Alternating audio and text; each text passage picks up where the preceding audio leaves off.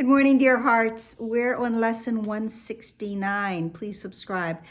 And I want to just point out that after tomorrow, we are back in review. So look how far we've come and just go, wow, that went by quickly, didn't it? Today's lesson is a continuation from yesterday. It is about grace. Today's lesson is by grace I live, by grace I am released. Yesterday was your grace is given me. I claim it now. And this idea of grace is one that is confounding for many. And it's an idea that probably isn't truly understood in this world. And it isn't really of this world. But we have little aspects of grace in this world that we use. We say grace. We bless our meal prior to having it. Sometimes some of us do it all the time and others do it only at big celebrations and occasions. What are we doing? We are being very grateful. We are in gratitude for the meal that has been given to us, for the opportunity to be with others and to know that all of this has come to us through God's grace. Grace is an aspect of beauty. It's been said she walks in beauty like the night. Grace is part of that beauty. Grace blesses this world. It lifts us up. Grace is a state of awareness of God that is unheard of in this world, except in small moments. And grace is, as the lesson tells us, an aspect of the love of God, which is most like the state prevailing in the unity of truth. It brings all together. It is at the end of salvation. We find grace. We find that we can truly accept the truth of who we are. So the lesson says, grace is an aspect of the love of God, which is most like the unity, the state prevailing in the unity of truth. It is the world's most lofty aspiration, for it leads beyond the world entirely. It is really not at all of this world. It is past learning, yet the goal of learning, for grace cannot come until the mind prepares itself for true acceptance. It is that purification of the mind that we heard of in the 7th principle of miracles, way back in chapter 1. That miracles are everyone's right, but purification is necessary first. Purification of my mind, not of my body. Grace becomes inevitable instantly in those who have prepared a table where it can be gently laid and willingly received, an altar clean and holy for the gift. This reminds me of the 23rd Psalm. God, has prepared a table before me in the presence of my enemies. My only enemy in this world would be the ego, because the ego is, as I've said, not my amigo. The ego has no kind thoughts or deeds aimed towards God's child. His only purpose is to prove to us that that is not who we are.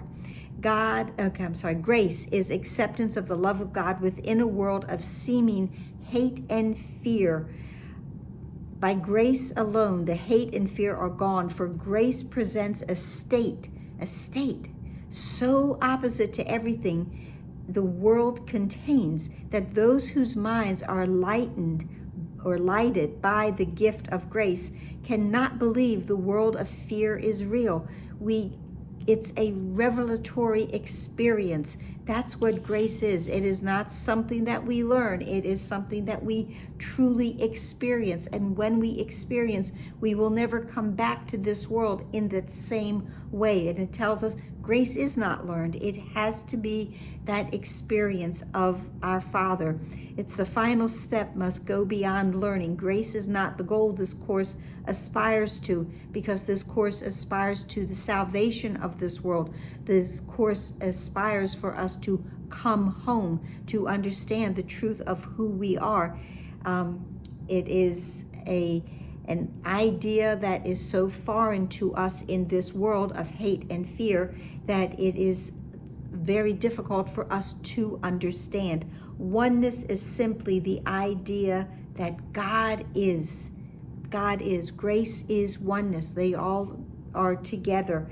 And in his being, he encompasses all things. No mind holds anything but him, nothing but God. We say God is, and then we cease to speak, for in that knowledge, words are meaningless. There is nothing left to say. This is a state of grace. This is a state of beingness, a state of oneness that is not understandable in this world. There are no lips to speak them, and no part of mind sufficiently distinct to feel that it is now aware of something not itself. It has united with its source, and like its source, its capital source, the truth, our creator itself, it merely is. God is. Truthfully, we are. And that's all we need to understand. When we come back to the awareness of love's presence in our life, to the awareness of God, whole and complete and full in our life, to the awareness that we are one with, then we will be in that state of grace, and it will not be something we aspire to. It will not be something that we learned. It will not be that step that we make, because God will make that step for us and lift us up so that we have the experience of being one with him, knowing that his will and ours are the only things that matter, and they indeed are one. It returns the mind into the endless present, where the past and the future cannot be conceived. It is only now. It is that state of nowness. It lies beyond salvation, past all thought of time, forgiveness, and the holy face of Christ. The Son of God has merely disappeared into his Father as his Father has in him. The world has never been at all, and eternity remains a constant state. We meld into each other, and again we will realize that there is no one space where God begins and or God ends and we begin, or vice versa. We are completely one. That's what it is, complete oneness with no ending and no beginning. The Alpha and the Omega have come together, and they are one. All learning was already in God's mind, accomplished and complete. He recognized all that time holds and gave it to all minds, that each one might determine from a point where time was ended, when it is released to revelation and eternity. We have repeated several times before that you but make a journey that is done. We are looking back onto what has already been accomplished. And for oneness must be here. Now, paragraph 10 has this amazing first sentence, and it says, there's no need to further clarify what no one in the world can understand. And we cannot understand this, because this is only an experience, and an experience of God. And again, as the previous paragraph said, there's no words. It's God is, and then we cease to speak, because there is nothing that we can say that will clarify that experience. It is only within each and every one of us, and each and every one of us will have that experience. The time has been set, although we do not understand when it is. And as we each have that experience, it will probably be a little different for each and every one of us.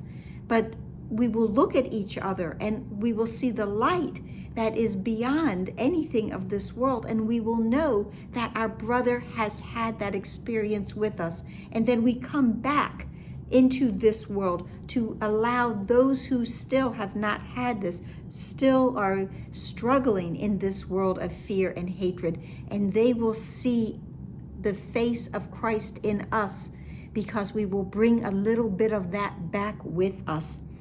Suffice it then to say that you have work to do to play your part. The ending must remain obscure to you until your part is done. It does not matter, for your part is still what all the rest depends on. As you take the role assigned to you, salvation comes a little nearer each uncertain heart that does not beat as yet in tune with God. This is, again, the messengers, the ministers. We are doing our work here. We are bringing the light, the grace with us, that others may aspire to it and realize that there is more than what they have been experiencing.